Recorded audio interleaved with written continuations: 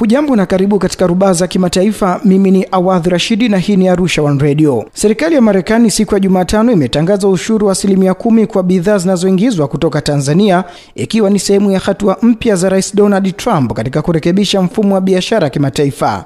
Trump ametangaza kuweka ushuru wa msingi wa 10% kwa bidhaa zote zinazoingia Marekani kutoka mataifa 185, huku baadhi ya washirika wakuu wa kibiashara wakikumbwa na ushuru wa juu zaidi. Kwa mujibu wa ikulu wa Marekani White House, Tanzania imeorodheshwa kati ya mataifa yanayotoza ushuru wa 10% kwa bidhaa kutoka Marekani, huku ikiwekewa vikwazo vya kibiashara na kudaiwa kuwa na udhibiti wa sarafu unaoathiri biashara. Katika kile kinachoitwa siku ya ukombozi ya Trump, mataifa kadhaa ya Afrika yameathirika kwa kiwango kikubwa na ushuru huo mpya. Nchi zilizoathirika zaidi kusini mwa Afrika ni pamoja na Lesotho iliyowekewa 50%, Madagascar 47%, Mauritius 40%, Botswana 37%, Angola 32%, Afrika Kusini 30%, Namibia 21%, Zimbabwe 18%, Zambia 17% na Malawi 17%. Kanda ya kaskazini mwa Afrika pia imeathirika, ambapo Libya imewekewa ushuru wa 31%,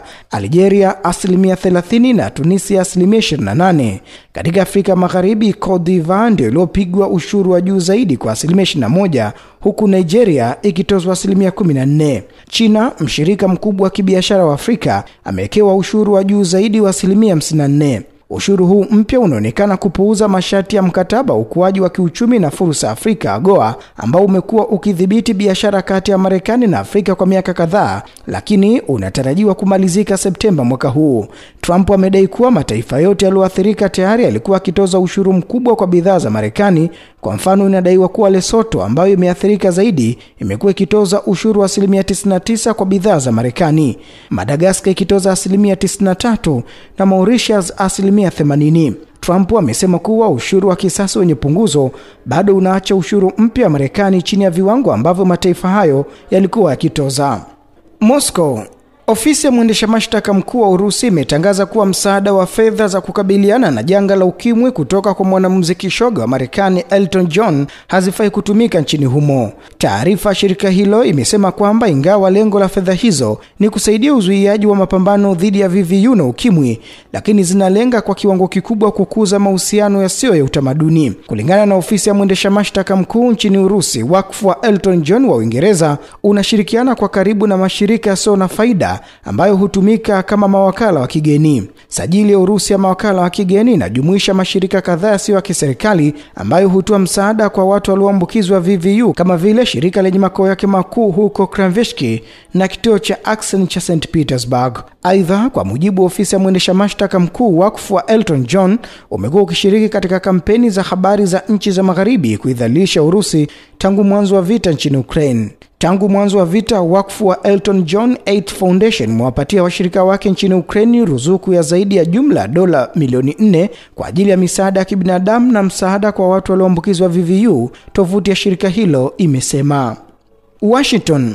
Pentagon imetangaza kuwa Marekani imetuma ndege zaidi za kivita ili kuimarisha vikosi vyake katika Mashariki ya Kati. Wakati huo huo, waziri wa mambo ya kigeni wa Iran Abbas Araghchi amesisitiza ufanisi wa ushirikiano wa kidiplomasia kwenye mtandao wake wa X, akiandika, inapaswa kuwa wazi kwa kila mtu kwamba hakuna kitu kinachoitwa chaguo la kijeshi, achilia mbali suluhisho la kijeshi. Pentagon ilitangaza katika taarifa fupi siku ya Jumanne kwamba vikosi vya Marekani katika Mashariki ya Kati vinaimarishwa kwa maelekezo ya waziri wa ulinzi wa Marekani Peter Hegseth.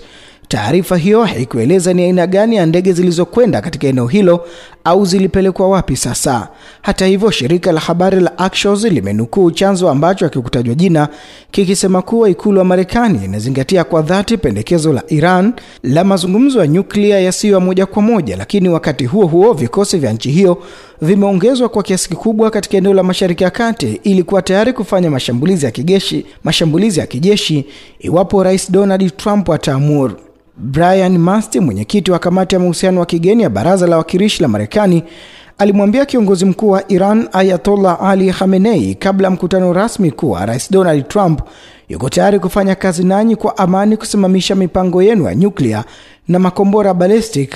Alisema kuwa chaguo ni la Iran kwa sasa. Waziri wa mambo ya kigeni wa Ufaransa ameonya siku ya Jumatano kwamba makabiliano ya kijeshi na Iran hayatoepukika iwapo mazungumzo juu ya mpango wa nyuklia wa Tehran hayatafanikiwa. Kipaumbele chetu ni kufikia makubaliano ambayo kwa hakika na kwa udhati yanazuia mpango wa nyuklia wa Iran, Jean-Noel Barrot aliwaambia wabunge. Ikitokea kushindwa, makabiliano ya kijeshi hayatoepukika, Jean alisema bungeni, akiongeza kuwa yatavuruga sana eneo hilo. Mapema siku ya Jumatano, Rais wa Ufaransa Emmanuel Macron aliongoza mkutano kuhusu Iran. Rais wa Marekani Donald Trump ametishia kuwa Iran itashambuliwa kwa mabomu iwapo itaendeleza kutengeneza silaha zake za nyuklia. Kiongozi mkuu wa Iran Ali Khamenei ameahidi kulipa kisasi, akisema ujasiri wetu na imani yetu inabaki kuwa sawa. Baroti alisema Iran haipaswi kamwe kupata silaha za nyuklia. Kipaumbele chetu ni kufikia makubaliano ambayo kwa hakika na kwa kudumu yanazuia mpango wa nyuklia wa Iran, alisema.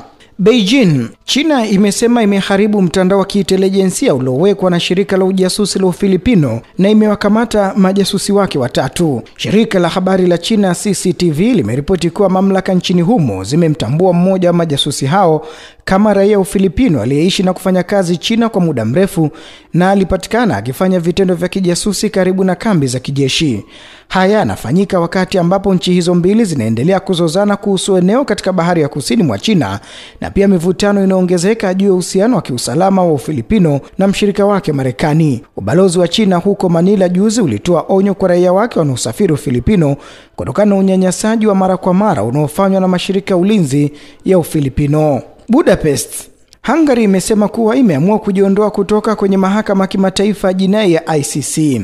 Hungary imetangaza hayo muda mfupi baada ya waziri mkuu wa Israel Benjamin Netanyahu aliyetolewa waranti ya kukamatwa na ICC kuwasili nchini humo kwa ziara ya kitaifa. Kama mwanachama mwanzilishi wa ICC, Hungary kimsingi na jukumu la kumkamata na kumwasilisha mbele ya mahakama hiyo mtu yoyote aliyetolewa waranti ya kukamatwa. Lakini Orban, waziri mkuu wa taifa hilo, aliweka wazi kwamba hatoheshimu uamuzi wa ICC ambao aliuita usiokubalika. Waziri mkuu huyo wa Hungary alimwalika Netanyahu mjini Budapest mwezi Novemba, siku moja baada ya ICC kutoa waranti ya kumkamata kwa madai ya uhalifu wa kivita huko Gaza, ambapo Israeli ilianzisha mashambulizi mabaya. Na huu ndo mwisho wa Rubaza Kimataifa kutoka Arusha One Radio. Mimi ni Awadh Rashidi.